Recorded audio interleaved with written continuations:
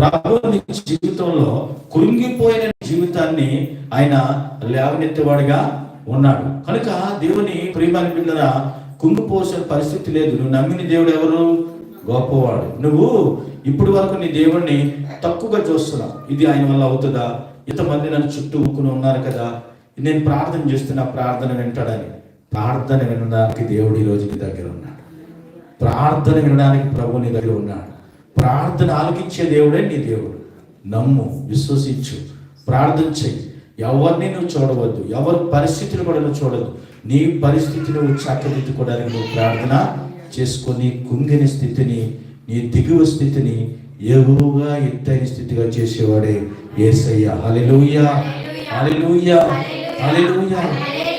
కురిగినటువంటి వారి కన్నీరు దుఃఖం ఉంటుంది, కానీ అవన్నీ కూడా, ఆ చింత అంతా కూడా దేవుని మీద వేయండి. యెహోవా మీద భారం మోపము, ఆయన నిన్ను ఆదుకును. ఆ చింత అంతా కూడా ఆయన మీద వేస్తే దేవుని బిడ్డరా, తప్పక దేవుడు ఏం చేస్తాడంటే ఆ బాధ నుంచి, ఆ ఇబ్బంది నుంచి నిన్ను విడిపించి నిన్ను లేవనెత్తి అందరి ఎదుట కూడా నిన్ను నిలబెట్టి నీ సాక్ష్యం చెప్పుకునేటువంటి స్థితి దేవుడు ఇస్తాడు. హల్లెలూయా. అలాగా దేవుని పిల్లలైనటువంటి వారు, దేవుని బిడ్డరా, ఎప్పుడు కూడా మనము మన జీవితాల్లో కుంగినటువంటి పరిస్థితి రావచ్చు, కానీ వచ్చినప్పుడు కూడా ఎంత మాత్రం కూడా ఆ పరిస్థితిని చూడకూడదు. అంతకన్నా గొప్ప దేవుడిని మనతో ఉన్నాడని చూడాలి. హల్లెలూయా. ఆ పరిస్థితిని చూస్తే ఆ పరిస్థితి ఎంత మాత్రం కూడా నిన్ను సరిచేయలేదు, ఇంకా నువ్వు కురిగిపోతావు. దాన్ని జయింపచేసే శక్తి నీలో ఉంది.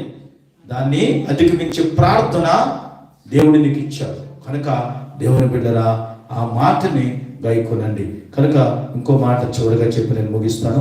చూడండి, 11వ అధ్యాయంలో లూకా సువార్త 28. ఆయన అవునుగా దేవుని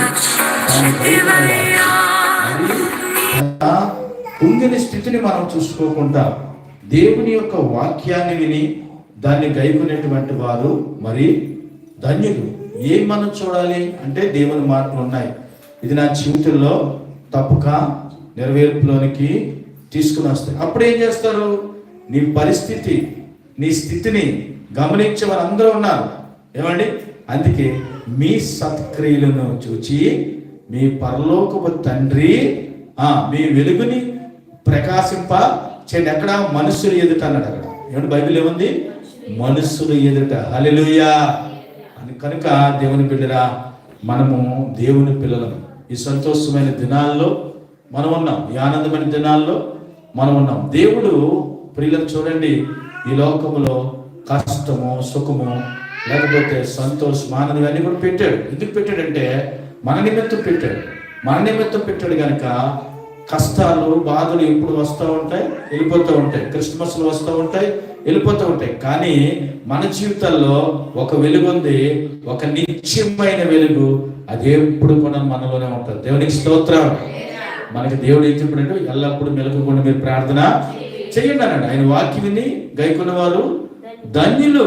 కనుక ఆ వాక్యం మనలోని దేవుని బిడ్డలు, ఇది ఫలిస్తుంది, ఈ వాక్యం ఫలిస్తుంది, ఈ వాక్యం నాతో మాట్లాడుతుంది, ఈ వాక్యం ధన్యత్వం కలుగు చేస్తుంది అని మన జీవితాల్లో మనం ఎప్పుడైతే అనుకుంటామో తప్పక దేవుడు మనల్ని ఆశీర్వాదంలోనికి నడిపిస్తాడు. మంచి క్రియలు చేయండి, దేవునికి మహిమకరంగా ఉండండి. ఎందుకంటే ఈ అంచు దినాల్లో మనము దేవుని పిల్లలుగా మంచి చేయాలి. ఏమండి?